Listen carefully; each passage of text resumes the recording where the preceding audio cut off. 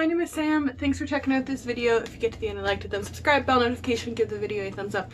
Let us see if we can get through this whole video without my eye leaking, because despite going to the eye doctor, they can't figure out what the fuck is wrong with my eye and why one of them just keeps leaking and fucking up my makeup every single time. And it's when I'm not wearing makeup too, but that's just the fun. Anyways, February game plan. I'm being ambitious this month. January, I got through it. I read honestly more than I thought I was going to. Work was just super busy, and honestly I'm probably just being overly optimistic because while I made my TBR, I'm under isolation again because I finally got sick. Apparently it's not COVID, but just in case. So let's talk about the books that I'm going to attempt to read in the month of February.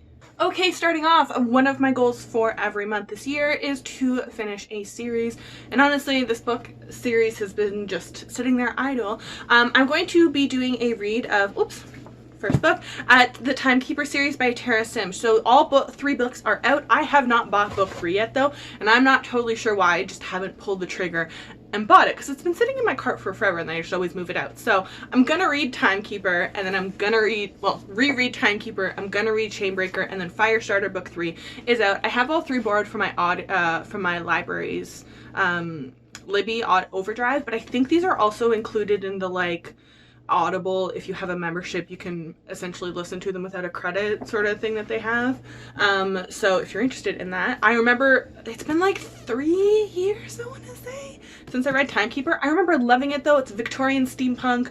This whole village is kind of stuck in this weird limbo because clocks break and all that stuff, and when clocks break, the village that the clock is a part of like goes into like this weird situation, and the main character's father like died or something like that as a part of it, and like there's a romance between the main character and like a kind of ghost, I think I remember, which was really cute. I remember that. So I'm just gonna do a reread and hopefully I love it. And I literally didn't read book 2 because I was like, I enjoyed book 1 so much, I want to just binge all 3, and then just never got book 3 when it came out. Don't know why. So I need to read it to decide either you didn't want Firestarter, in which case just unhaul this series, or you want Firestarter so you have a whole series. So hopefully we figure this shit out this month. Another challenge for me each month is to read a book that I've had for like well over a year, or 12 months plus or whatever. This month we are going with Bring Me Their Hearts by Sarah Wolf. I think book 3 of this is out by now. This is book 1 of the trilogy, so that should tell you how long I've had this book. I'm pretty sure I bought this book like on new release. Didn't even wait for it to go up on Book Outlet, I'm fairly certain, because there's like no marks on it anywhere. So I think it's supposed to be like a feminist retelling of like not Alice in Wonderland, Snow White, I want to say, maybe, I don't know, one of those kind of stories. I genuinely don't, not a clue. I know they did a cover change and that's about it, and I felt the need to buy this despite it being a white girl on the front in a dress, which we know how I feel about that. I bought it, so we need to figure out why and if I should just unhaul it. So that is this month's goal. I'm also going to be picking up the Forever Sea by, I think it's Joshua Phillips Johnson, which is a mouthful of a name. I had this physical hardcover pre-ordered. There is one in stock at my fucking Indigo, and for some reason, Indigo, the company in Toronto, has not shipped my pre-order of this book, which came out like almost a month ago now. I don't know what the fuck they're doing, but Indigo's online system is an utter fucking mess. The same thing happened. I pre-ordered Roman and Jewel online. It just shipped 2 days ago. It came out like a month ago. They've had it in stock at bookstores, including my fucking bookstore. But I bought it online, pre-ordered it when there was a sale. So Indigo's like, fuck it. When we get to it, we get to it. So I don't know why they keep telling people to just go online when they very clearly can't handle online orders. They also sent me, I ordered 2 books in the same order, and they shipped on the same day from the same location factory, and they shipped them in 2 separate boxes. Why? Anyways, the Forever Sea, I think it's, I don't remember what the hell I was talking about. I think it's, honestly, Indigo just pisses me off to no end. It's, like, I think it's something, I think it's a fantasy that's, like, about climate change or something like that, I want to say. Anyways, I'm gonna get it through the library because Indigo is just fucking incompetent. And if it gets to me through the library before and I read it before Indigo ships it, I'll just cancel it because Indigo clearly doesn't want the money or the sales. The arc I plan on reading in the month of February is the Lost Apothecary. I honest to God, just saw the cover on NetGalley and thought, that's the pretty book cover. And then as soon as I requested it and I got approved, I was looking at books that were like on my want to read shelf or something like that on Goodreads, and it kept popping up on the side panel as like, if you liked this, try these. So I think that's a good sign. I just think there's something magic-y or witchy or something to do with it. I think it's an adult book though. I want to say an adult fantasy or an adult historical fantasy, something like that. It looks very pretty, and I'm always interested in the concept of magic and apothecary and science and medicine in a historical-ish concept. So even if it's not historical, fantasies always seem to pull from history instead, so I hope I like it. I decided for my graphic novel or novella this month that we're going with another novella, The Dead Gin of Ciro, I think it is, that I can't pronounce the author's name. I'm something Clark. I don't know how to say the first half of that. I read his book, or was it a novella? It was a novella. The Drum of the Black Gods, or Black Gods Drum, something like that, last year, and I really enjoyed it. And he's got quite a few other books, and this is, I think, a novella series now. So I'm definitely gonna give this another go. I really, really liked the work that he put out, that I read last year, so I'm cautiously optimistic. I think this is supposed to be, from what I remember reading the summary, a bit more like steampunky, futuristic-y kind of vibes. I could be totally off on that, but that's what I got the sense when I was reading a lot of like the reviews and stuff. So I hope I like this. I decided to go for this month for my read one book from my Audible back catalog. I went with Jade City. I didn't realize the third book and I think final book, I think it's a trilogy, is coming out in 2021. So it'd be nice to know if I should be paying attention to this series or not. And I also didn't realize she's a Canadian author. So I really wanted to give Jade City a shot. But Jade City is a gripping Godfather-esque saga of intergenerational bloodlines, blood feuds, vicious politics, magic, and kung fu. The Call family is one of 2 crime syndicates that control the island of Kakon. It's the only place in the world that produces rare magical jade, which grants those with the right training and heritage superhuman abilities. The Greenbone clans of honorable jade-wearing warriors once protected the island from foreign invasion, but nowadays, in a bustling post-war metropolis full of fast cars and foreign money, Greenbone families like the Calls are primarily involved in commerce, construction, and everyday upkeep of the districts under their protection. When the simmering tension between the Calls and the greatest rivals erupt into open violence in the street, the outcome of the clan war will be determine the fate of the Greenbones and the future Kakon itself. Sounds really cool and interesting, and again, been branching more into adult fantasies because they've just been appealing to me more. So I have high hopes for this. I also want to read one new to me author a month. So this month I am going back to Unnatural Magic by C.M. Wagoner. I think this is debut work. I'm not totally 100% sure. I tried to read it in, I think it was November, December, and I just wasn't feeling the type of book that it was at the time. So I was like, okay, come back and try it again. So I'm going to try it again.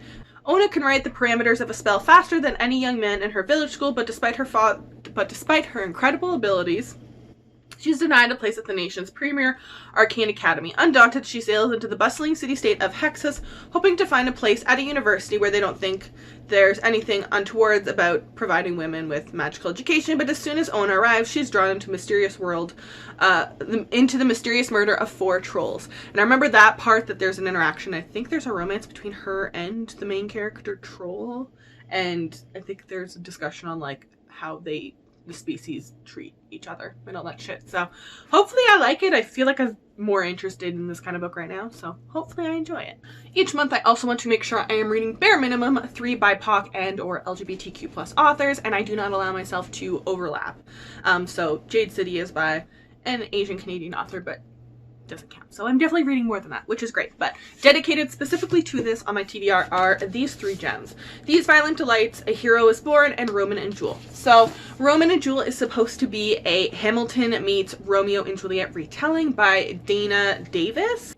I mean, it's not like written like a script or anything like that, but I think it's supposed to be like a hip-hop opera Broadway kind of vibes. That's what I got the understanding of it. Anyways, I'm very excited about this, and I've heard pretty much nothing, so. Now on the opposite end of that, I have heard nonstop praise about These Violent Delights by Chloe Gong. If you want to feel like an underachiever, she's an undergrad. And this book hit New York Times bestsellers. So, feel embarrassed about yourself because that's how I feel. When it was originally like announced to be bought, like the book sale, I think it was something like Godfather meets Romeo and Juliet in like 1920 Shanghai, and I was like, what? Like, what the hell? Who thought, like, what is this combination? So people seem to be just adoring it. So I am super duper excited, and it is literally from the summary I see. It's set in 1926 or 8, Shanghai, and there's supposed to be some star-crossed lovers and some Godfather-esque like gang and monster fighting kind of violence and that sort of stuff, and people seem to be just adoring it. She also is very good at marketing on TikTok as an author, so that kept reminding me to pick this book up. And I think we're reading this in the TBR and Beyond group in March, so I'm going to leave this until the near end of February to get to, but I'm very... And the last one here, A Hero is Born by, I think it's Jin Yong. I'm not 100% sure. I do apologize. This one is translated by Anna Holmwood. I think there has been a few attempts to translate the series that have just been either not, like, they haven't put the full-fledged effort into it and it didn't do well. So this is the first time that they've done a big push. And I think the 4th book is in the middle of being translated, and it's supposed to publish in either April or August is sitting in my brain. So I have book 1, 2, and 3, and so I'm very curious about this. It's a huge, like, I think, oh, does it say on the cover? Yeah, 300 million plus copies sold. It's supposed to be this like huge thing in China, this massive fantasy epic, and it sounds like kind of like, you know how big like Lord of the Rings and all that shit was in the English speaking world? It sounds like this is kind of the version for China. So I am curious to know how well it's going to be translated, because that can be very big hit or miss. I'm also very optimistic though, because I think for the other books they've been bringing in another translator, so to work with Anna Holmwood. So I think having two as a translator would make it easier, because you can't really, we don't even share the same alphabet. You can't like translate word for word, and some of the like you know, some sentences and stuff they're not going to translate word for word, or even like the metaphor or the thing, because it's culturally tied, like a saying or something like that. So I don't know how that's gonna go, so that can be super hit or miss, but I feel like I have more hope that it's going to be done well when they bring in another translator as needed. So I am optimistically hopeful, and I just know there's supposed to be a lot of politics in it, which I normally like. So I also hope to pick up The Test by Sylvan Neuvel novel. It went on sale on, I think it was Libro or Chirp last month, and I bought it, and I know it's being made into, I think, a mini series, and everyone just loves this book. I remember it coming out and being like, I think I just put it on a new release graphic for the TBR and Beyond group, and then everyone I know read it was like, dude, this book is amazing as a novella. Like, there's so much punch to such a small story. And I was like, okay. I mean, like, it was like $2 or something like that on audiobooks, so I bought it. Honestly, I'll just read the summary because it's like literally like 4 lines long. It's not super long. Britain, the not too distant future, Edir is sitting the British citizenship test. He wants his family to belong. 25 questions to determine their fate. 25 chances to impress. When the test takes an unexpected and tragic turn, Edir is handed the power of life and death. How do you value life when all you have is multiple choices? So it sounds weird, but like literally all the reviews are just like, what the fuck? Like 5 stars. So I'm curious about this one.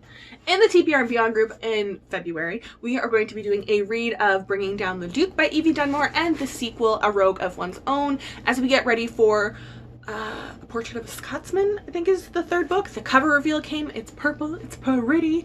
And each book takes the different perspective well, it takes the perspective of a different suffragette. Yeah, so we follow our main character, who, I'm trying to make sure I don't mix up all the names. Annabelle, right? Yeah, Annabelle, who she's from upper status, but not a lot of money, since her father's everything went to her cousin, who's kind of a dick. So Oxford, I think it is, just opens up the ability for women to attend the school. So she gets a scholarship from a suffragette organization to attend, and she essentially cons her cousin into going, saying like, oh, I'll come back and be an educated governess for everyone that you can sell me out to. No, she's not doing that. But she comes into town, gets involved in a bunch of the suffragette movements to try and get women the right to vote and own land and all this stuff. Asterisk, white women, let's be real, it was heavily racist in the beginning. Honestly, even now you have people like J.K. Rowling. Anyways, she meets, and while advocating, they meet a bunch of the politicians that they're trying to get to change the rules, wealthy white men, and you can imagine something happens. And along the same line, we meet one of the different suffragettes in the organization that starts with Annabelle, and we go down her path, and she is in a very different financial and age position than the main character in this one, and we go on her romance. And I like that this whole thing, we get to the end and the men are like, all right, I'll support my lady. I also plan to pick up Fate of the Fallen. I honestly haven't read the summary of this. I just know it's an adult fantasy, and I'm on an adult fantasy binge. I bought it for my library because it was on sale and people had placed requests for it. So I was like, okay, I bought it. And now it's just sitting there, and I kind of just placed a request because I was curious and I just want to read it. So I've never read anything by this author either, so I'm curious. I'm going to be reading Return of the Thief by Megan Whalen Turner. I'm so excited about this. Again, no, I did not read the summary, but this is book 6, and I think it's the official conclusion to the Thief series. I don't even know how many. I think this is the 6th book. I think so. And I have all of the rest of the series in the paperbacks, the new covers. So I'm just waiting for this one to come out in paperback because it came out in hardcover to begin with. So I'm just waiting impatiently. But as I wait to buy that, because I love this series, I'm going to be reading it via audiobook through the library. I put a hold on it when we purchased it, and I'm just super excited to read this and see how this whole thing ends. I'm also going to pick up The Puppet Master's Apprentice. I was very curious about this because I think when this originally got, like, the cover got revealed, which I love the cover so much. It was something about like Pinocchio, and I was like, you know what? I don't think I've really read any Pinocchio retellings, which, well spotted hole in the market. Good on you. And then I kind of forgot about it, and then I noticed, I don't know who did, someone bought it for my library, the audiobook of it, and I was like, this is a sign. So I borrowed it, and we're going to be reading it this month. Okay, seriously, this summary is just so cool. Pinocchio meets Frankenstein in this dark fairy tale retelling where a young girl is commissioned to build an assassin for a dark-hearted tyrant. Impressed by the work of the puppet master and his apprentice, Tavia's ruler, the Margrave, has ordered dozens of life-size marionette soldiers to be sent to the Wolfspire Hall. When the orders for more soldiers come in with increasing urgent deadlines, the puppet master's health suffers, and Pirouette, his daughter and protege, is left to build in his stead. But there's something far more twisted brewing in Wolfspine. The Margrave's son, who wants Pirouette to create an assassin, and wants her to give it life. When Tavia's teetering on the brink of war, and her father dying in the dungeon, Pirouette has no choice but to accept. Racing against the rise of the next blue moon, the magic that will bring her creation to life, she can't help but wonder, is she making a masterpiece or a monster? Those two combinations was like something I was like, what? What the heck?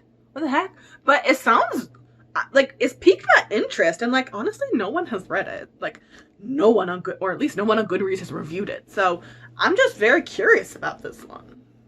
I'm also going to be reading In the Garden of Spite by Camilla Bruce. This was a recent release. I am so curious about this one. So curious. Honestly, the cover wasn't even what got me, even though I do like the cover. I saw it on Goodreads with the title, and I was like, I am not a green thumb, but I could get into gardening for this. What are we talking about? As soon as I saw the word spite, I was so excited. And then there's this whole like story. She's a real person that they're talking about, the Black Widow of La Porte, who like magically had a bunch of fires mysteriously happen at really convenient times for her for insurance purposes. And a bunch of her husbands weirdly died abruptly by like these weird fluke incidences. And then her house burns down with body in it that they assume is hers. But then they're not totally sure, and then a bunch of people in the world were like, actually, I saw her in this location. Actually, I saw her in this location. Could be totally hype, but we actually don't legitimately know if she actually died in that fire, or like she just faked her death to get away with a bunch of money. Who knows? But we're fucking with that. We're messing with this part of history. I'm so curious about this, and I think me and my friend Jennifer are probably both going to read it this month. So I'm excited, and very curious. I like when we take these characters that like we know existed, but we don't totally know exactly what happened or what they did in honesty. So we're going to mess with it. I'm digging deeper more into the romance genre, and I'm trying A Touch of Darkness by Scarlett St. Clair. Honestly, I saw these covers, I want to say like a year ago, and I was like, ooh, pretty covers, and then just like forgot about them. And they're all over Book Talk. This and From Blood and Ash, all over my TikTok For You page. So when I placed an order for From Blood and Ash, I also picked up this. Hades and Persephone retelling. I think there's supposed to be 6 books in the series. I think from, I want to say on the author's Instagram, she kind of posted a rough timeline. Every 6 months or so, a book of the series will be coming out. And so far, 2 of this and its sequel, as well as this book, but from Hades' perspective, has also come out. So I'm early to the game, I guess. I won't have to like a huge catch up, which is good, I guess.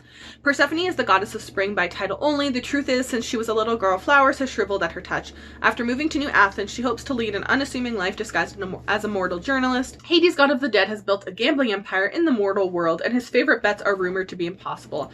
After a chance encounter with Hades, Persephone finds herself in a contract with the god of the dead, and the terms are impossible. Persephone must create life in the underworld or lose her freedom for forever. The bet does more than expose Persephone's failure as a goddess. However, as she struggles to sow the seeds of her freedom, love for the god of the dead grows, and it's forbidden. I am super very curious. I am very curious about this one because I think of all of the stories and gods, Hades and Persephone is the one that I know the most about. Honestly, I think I was just curious as a kid, and I was like, Hades was my favorite character in Hercules. But there's every college, university course I took, anything even remotely to do with literature, classics, history, anything, always brought up pomegranates and Persephone. And I remember being like, looking into the full story, and then I had to take a classics course, so then we like delved deep into that. I think of all the stuff that I've read that is like Greek retellings and Roman retellings and all the Percy Jackson stuff, Hades and Persephone is the one that I know the most about. So I want to see how I feel like I could appreciate the stories more. So I'm hopeful and curious about this, and I know there's supposed to be some steamy scenes, I guess. So I'm gonna read it. Originally on my January TBR, I ended up pushing it to February because I found out we were reading it in the TBR and Beyond group, and I just wasn't paying attention when I made my January TBR. So February, now we're going to be reading Legendborn. It was on January. I had time to read it in January, actually, but I just wanted to participate in TBR and Beyond group, so I'll be doing it this month. And I think lastly on my list is to read Lore by Alexandra Bracken. This is a pretty new release. I think this came out end of December, beginning of January. We got Medusa.